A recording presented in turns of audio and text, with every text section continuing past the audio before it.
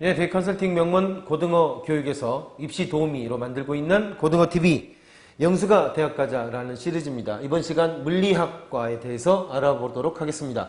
물리학과는 사실은 눈에 보이는 가시세계에서 이제 자꾸 밑으로 내려가서 원자나 수립자 단위까지 넘어가서 이제는 이론물리라고 하는 거, 실험이라고 하는 것이 없는, 어떻게 보면은 개념으로만 이제 생각하는 뭐 그런 이제 학문으로 굉장히 많이 발전했습니다.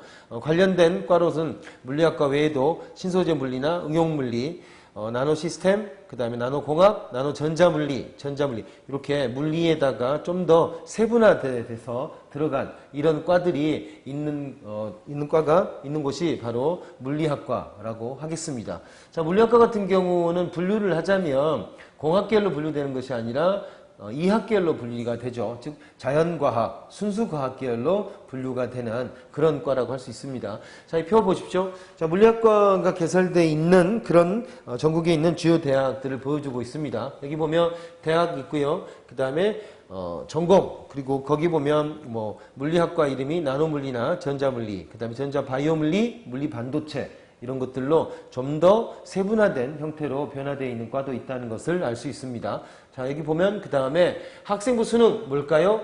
정시에서 학생부와 수능의 반영 비율입니다. 보시면 아시는 것처럼 자, 내신을 반영하지 않고 수능 100으로 전형이 치러지는 그런 전형들이 날이 갈수록 늘어나고 있습니다. 자, 수능 반영은 일부 대학을 빼놓고는 대부분 국수영탐 4가지 영역을 다 반영한다라고 보시면 되고요. 자, 100분위 내신, 이게 가장 중요하죠.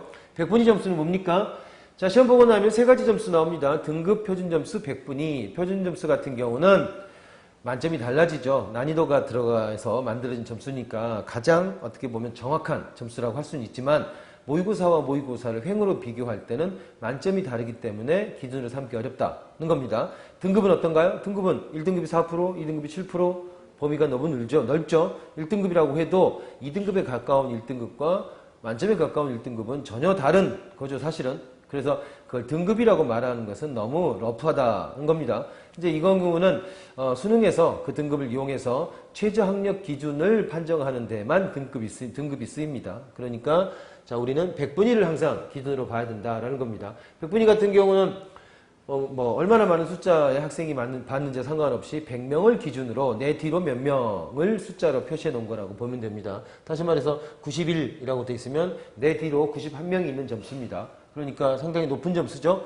자, 이게 정시에서 지원 가능한 점수라고 이해하시면 됩니다. 내신은 뭘까요? 내신은 수시에서 지원 가능한 점수를 등급으로 표시해 놓은 겁니다. 네.